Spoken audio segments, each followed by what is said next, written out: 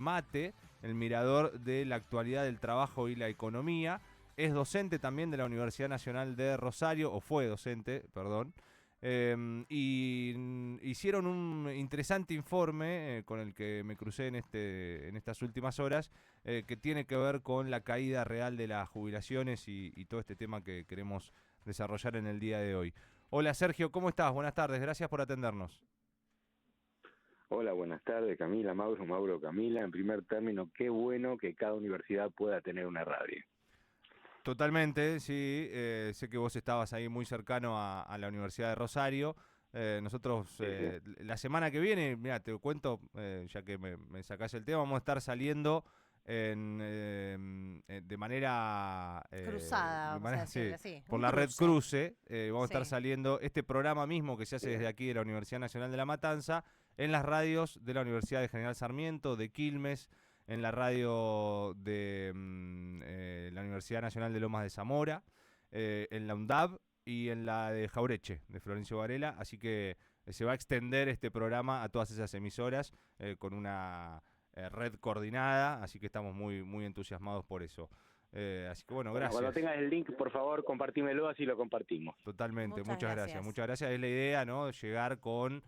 hoy me parece también con el tipo de comunicación que estamos asistiendo en los grandes medios y en algunos sectores también en las redes, para tratar de poner un poco de claridad y de información lo que se enseña en las universidades, básicamente. Por eso también te hemos convocado como especialista en estos temas que tienen que ver con la economía y este informe de Mate acerca de los saberes jubilatorios. ¿Puedo tener una impresión tuya primero, porque es el dato del día, de inflación de el 2,4% se dio en febrero, acerca también de la forma de medir? No sé si estuviste investigando algo de eso. Sí, en realidad no se trata de la forma de medir, se trata del relevamiento común y habitual que está haciendo INDEC desde hace bastante tiempo, y bueno, que ha registrado un incremento de los precios, fundamentalmente la sorpresa es en alimentos, ¿no? No es una sorpresa con respecto a lo que venía ocurriendo, pero sí es una sorpresa porque se suponía que había cierta tendencia al congelamiento, al estacionamiento en tasa parecida a la del mes pasado. Lo que ocurre es lo que hay que decir, y en función de lo que planteaste al inicio de la nota, es que una cosa es el número general de la inflación del mes, en este caso el 2,4, y otra cosa es cuánto incide en ese número final cada uno de los capítulos que integran el relevamiento de precios. Y esta incidencia tiene que ver cómo es la estructura del gasto de los hogares. La ponderación, esto es la incidencia que se le atribuye a cada uno de los capítulos, es una incidencia que está bastante vieja y que habría que haberla actualizado hace tiempo, pero está gravemente modificada a partir de la asunción del gobierno de Milei. Vamos a decirlo en términos de números. Si yo miro la inflación acumulada desde diciembre del 2023 en adelante, inclusive diciembre, ¿no? Suma 186%, pero si miro, por ejemplo, en el caso de vivienda, agua, electricidad, gas, etcétera, 328%. Si miro transporte, 222%. Si miro comunicaciones, 247%. Esta diferencia importante que hay entre el nivel general y estos capítulos, que tienen una muy baja ponderación en la incidencia del número final, de ser actualizado daría un número muy diferente. No darían 2,4, sino probablemente den aproximadamente el doble. Entonces uno tiene que tener en consideración eso como consecuencia de esto que yo señalaba. Desde que subió Milei, el conjunto de los servicios, a lo que usualmente se llama precios regulados, crecieron mucho más que el conjunto de otros precios. Mira, en el informe mensual que prepara INDEC, separa en tres categorías los precios: los precios estacionales, los precios de la inflación núcleo y los precios regulados. Los regulados tienen que ver fundamentalmente con las tarifas, con el transporte. Si el nivel general de precio aumentó 186% desde que está Milei a la fecha, se puede decir, según lo que informa INDEC, que los regulados crecieron 288%. Esto es 54-55% más que el nivel general. ¿Qué incluye los regulados? Bueno, incluye los servicios, básicamente, ¿no? El transporte, gas, luz, etcétera, que fuertemente está asociado al tema de la disminución de los subsidios, pero no solamente a esto. Entonces, si uno recalcula, está claro que el resultado de la pérdida del poder adquisitivo del salario no va a dar, como lo está publicando regularmente INDEC, sino va a dar muy diferente y va a dar mucho más incrementado, precisamente como consecuencia de la modificación en la ponderación que efectivamente hay que atribuir a cada uno de los capítulos que componen el relevamiento que hace INDEC.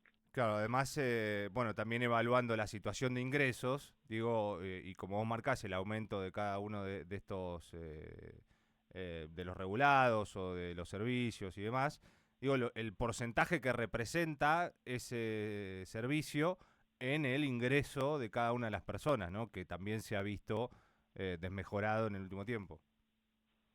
Y mira, sí, por ejemplo, te lo planteo como un ejemplo. El caso del capítulo de la vivienda, agua, electricidad, inclusive que incluye alquiler, participaría de un 8,7% en influencia en la determinación del valor final del índice de cada mes. 8,7%. Y dentro de el alquiler más o menos 5%. Si yo le pregunto a cualquiera cuánto le pesa el alquiler sobre su ingreso, está claro que está muy lejos de esto, ¿no? Muy lejos. Con lo cual no hablamos de 5%, ¿no? Ni hablemos de 7%, ni 8%. Con lo cual está claro que hace falta una diferenciación de la ponderación por un lado, y además hace falta una diferenciación entre los hogares que alquilan de los que no alquilan. Porque la verdad que el precio del alquiler se ha ido a las nubes en todas las jurisdicciones, en todas las provincias, en algunos casos más, en algunos casos menos, pero en general se han desprendido y se han alejado de los ingresos medios de la familia, lo cual explica los temas migratorios de hogar que ha habido, donde la gente se junta para vivir en una misma casa porque no puede bancar más un solo alquiler, o alquila una casa menor con una habitación menos para poder meter y asignar a la familia, de lo contrario no podría tener ninguna posibilidad de acceso a la vivienda, sin perjuicio de otros problemas derivados de esto, ¿no? Sergio, el presidente en las últimas aperturas de sesiones dijo que justamente el alquiler había bajado. Bueno, yo no sé dónde bajó, pero la verdad que yo no vi ningún alquiler que haya bajado. Todos los alquileres suben respecto de los meses anteriores, y no solamente eso, sino que lo que digo es no solamente una cuestión porcentual relativa y proporcional, también es una cuestión de tenor absoluto. ¿Cuánto se paga en La Matanza por un alquiler medio para una familia de 4 personas? ¿Y qué ingreso promedio tiene esa familia de 4 personas en La Matanza? El tema es muy grave por el enorme peso que tiene el alquiler, a lo cual se suma el conjunto de los servicios, ¿no? Agua, electricidad, gas, transporte, comunicación, etcétera. Por lo tanto, la situación es mucho más preocupante que la que teníamos antes. No quiere decir que antes estábamos en el paraíso, ni mucho menos. Estábamos al borde del precipicio y con Milei hemos dado un paso al frente, sería la síntesis de esto, ¿no? Entonces, me parece que sí. No, perdón, ahora te pregunto. Camila? No, que le quería preguntar si esto era similar a lo que sucede con la medición de la pobreza, ¿no? También otro foco de discusión, el presidente dice que baja, otros ven que cada vez más gente cae en la pobreza, lamentablemente, ¿no? Pero ¿cuál es su visión de esto?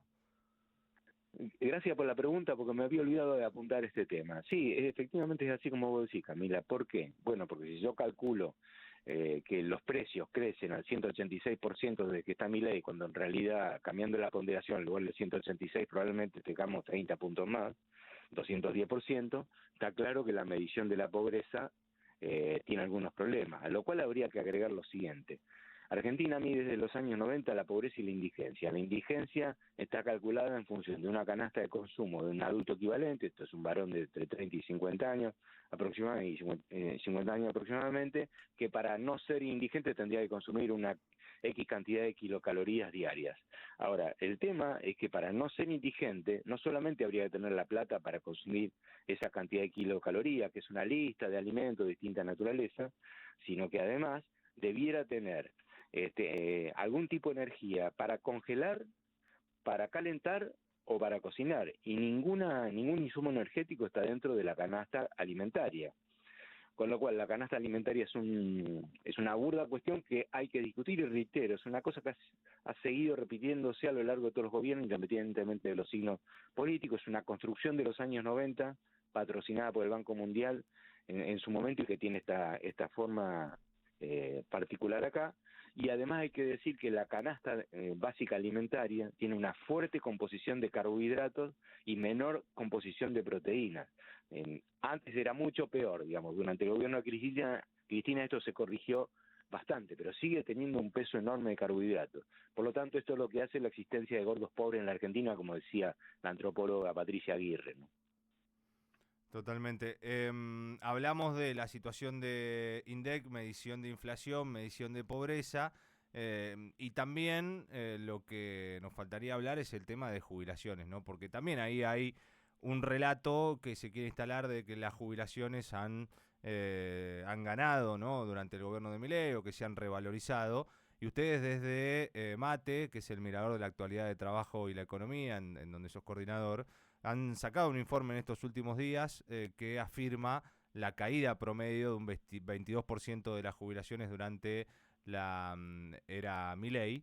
Me gustaría que nos profundices acerca de este informe, Sergio. Dale, tres o cuatro cosas para no hacerla muy lunga. Primero, la jubilación actual, el promedio de jubilación actual es igual al nivel que tenía en el 2006. O sea, los primeros años en los cuales se intentó recuperar el poder de compra de la jubilación y que efectivamente se lo logró a lo largo de todo ese ciclo que terminó en el 2015, con un bajón en el 2014, pero hasta el 2015. Es decir, estamos en los niveles del 2006.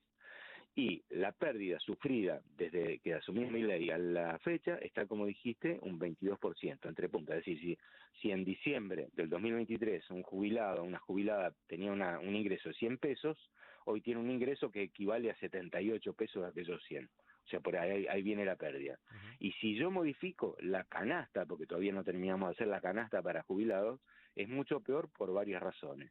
Una es la razón del bono, porque en las jubilaciones mínimas se le agrega un monto fijo de 70.000 pesos que está congelado hace más de un año, por un lado, y por el otro porque la resolución de disminuir la posibilidad de solventar la totalidad de los medicamentos que antes proporcionaba PAMI en forma gratuita, con quitas importantes o con anulación directamente, han alterado el destino del ingreso de bolsillo que tienen lugares en los cuales los ingresos son de jubilados, jubiladas, pensionados, pensionadas, ¿no?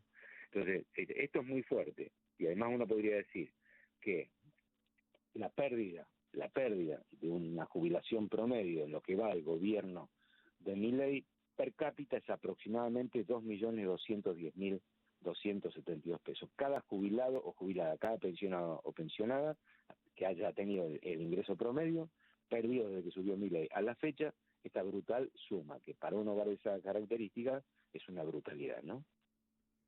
Sí, totalmente.